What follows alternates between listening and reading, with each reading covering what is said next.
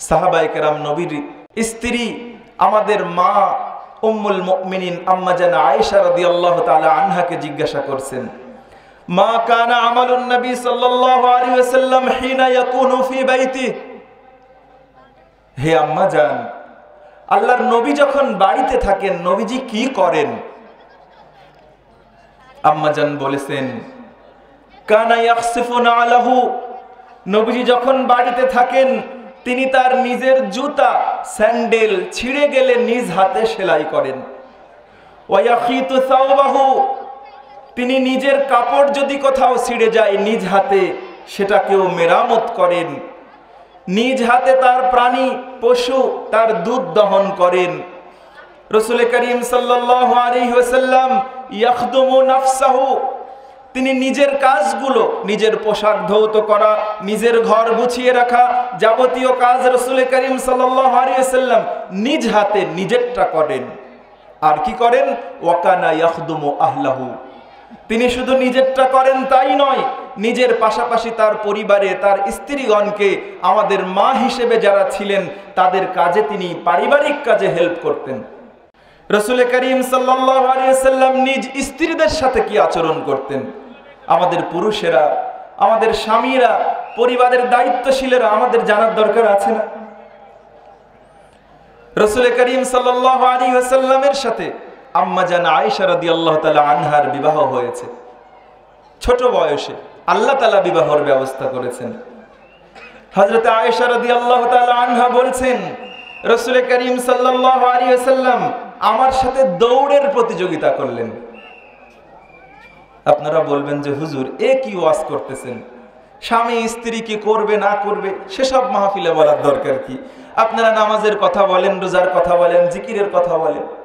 প্রিয় ভাইরা, ইসলাম আর অন্য ধর্ম এক নয়।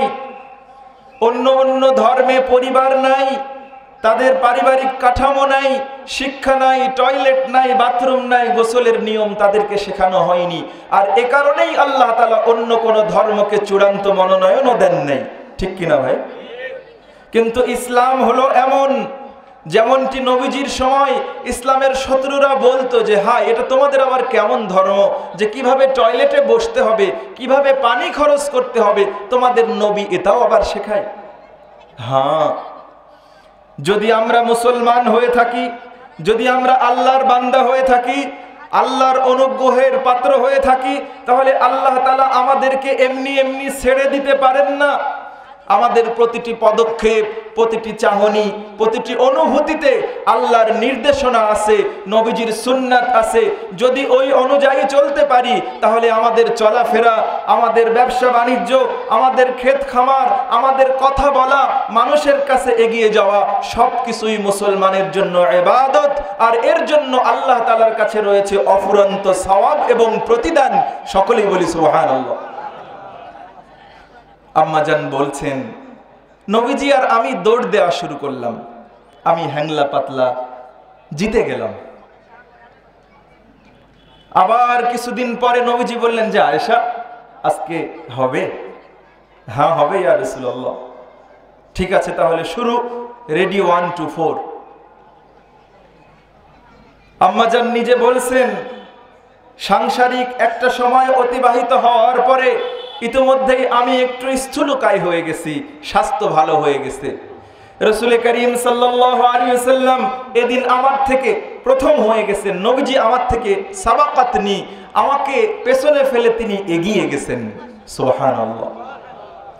নবীজি জিতে যাওয়ার পরে বলছেন যে আয়েশা, ওই যে ওই দিন যেদিন তুমি জিতে গিয়েছিলে, আজকে তোমাকে সেটা শোধ দিলাম। সুবহানাল্লাহ বলবেন না? তাহলে পারিবারিক বন্ডিং, ভালোবাসা, সৌহার্দ্য, সম্প্রীতি কিভাবে আসবে? নবীজির সুন্নাতে আছে না নাই? আছে প্রিয় ভাইরা, আমরা জানি না। উম্মুল মুমিনিন আম্মা জান আয়েশা রাদিয়াল্লাহু তাআলা আনহা তিনি বলছেন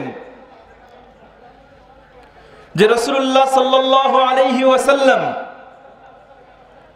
যখন আমি অসুস্থ হতাম, শারীরিকভাবে যখন আমি অসুস্থ থাকতাম, প্রতি মাসে মেয়েদেরকে আল্লাহ তাআলা তাদের কোলে এই মানবতাকে লালন পালন করার জন্য তাদের শারীরিক অসুস্থতার একটা সিস্টেম করেছেন। নবীজি বলছেন স্বাভাবিক সময়ে তো বটেই, আম্মাজান বলছেন যে আমি যখন অসুস্থ অবস্থায় থাকতাম গ্লাসে বাটিতে করে যেই জায়গাতে পানি পান করে রাখতাম, আল্লাহর রাসূল সাল্লাল্লাহু আলাইহি সাল্লাম পাত্রটাকে নিয়ে আমার লাগানো ঠোঁটের জায়গায় তিনি ঠোঁট লাগিয়ে পানি পান করতেন। সুবহানাল্লাহ। তাহলে এই মধুময় সম্পর্ক যদি সুন্নাতের আলোকে কেউ পারিবারিক জীবনে বাস্তবায়ন করে, সে সংসার করবে, নিজ স্ত্রীর সঙ্গে তার সাংসারিক জীবন অতিবাহিত হবে, কিন্তু প্রত্যেকটা মুহূর্তের জন্য আল্লাহর খাতায় তার জন্য সওয়াব এবং প্রতিদানও লিখতে থাকবে। ঠিক না ভাই? কিন্তু আমাদের পরিবারে কি এই আয়োজন আছে?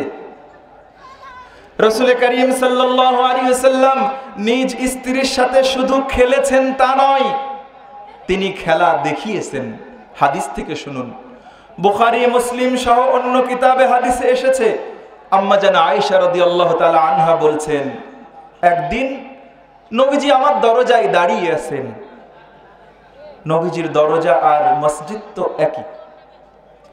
নবীজির প্রতিষ্ঠিত যে মসজিদ ছিল, এই মসজিদের ভেতর দিয়ে নিজের বাড়ি এবং আয়েশা রাদিয়াল্লাহু তাআলা আনহার বাড়িতে ঢোকার রাস্তাটা ছিল মসজিদের ভেতর দিয়ে। আম্মাজান বলছেন, একদিন নবীজি আমার দরজায় দাঁড়িয়ে আমাকে ডাকছেন যে আয়েশা আসো আসো। এলাম, দেখি যে রাসূল করিম সাল্লাল্লাহু আলাইহি সাল্লাম মসজিদের ভেতরে হাবশী, বর্তমানে ইথিওপিয়া, যার রাজধানী হলো আদ্দিস আবাবা, এই অঞ্চলের কিছু যুবকেরা, যোদ্ধা, তারা মসজিদে নববীর ভেতরে রণকৌশল দেখাচ্ছে। ঢাল, সরকি, বর্ষা, তরবারি এগুলো দিয়ে তারা খেলা করছে। আম্মাজানকে ডেকে নবীজি বলছেন যে আয়েশা আসো আসো। নবীজি চাদর দিয়ে আড়াল করে নিজের স্ত্রীকে পেছনে দাঁড় করিয়ে তিনি খেলা দেখার ব্যবস্থা করেছেন।